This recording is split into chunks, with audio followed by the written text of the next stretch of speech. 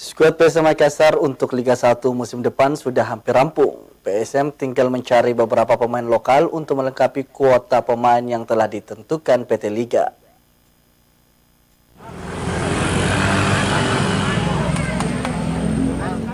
PSM Makassar akan mengarungi Liga 1 2023-2024 dengan status sebagai juara bertahan. Mereka sudah melengkapi daftar pemain asingnya yang berjumlah 6. PSM Makassar sudah bersiap lebih awal ketimbang peserta Liga 1 lain.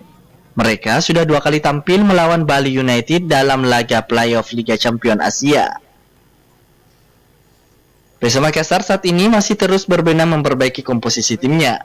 Mereka masih membutuhkan tambahan pemain dari pilar lokal, namun sudah melengkapi 6 slot pemain asingnya.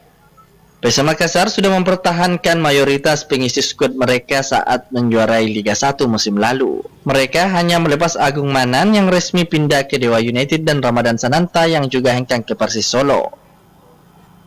Sementara jajaran staf kepelatihan tak berubah, bahkan justru bertambah. Dengan skuad baru PSM, William Pluim dan kawan-kawan optimis menatap musim yang baru.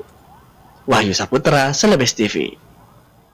Pemirsa, berikut daftar skuad pemain dan pelatih PSM Makassar yang dipastikan akan mengarungi Liga 1 musim 2023-2024.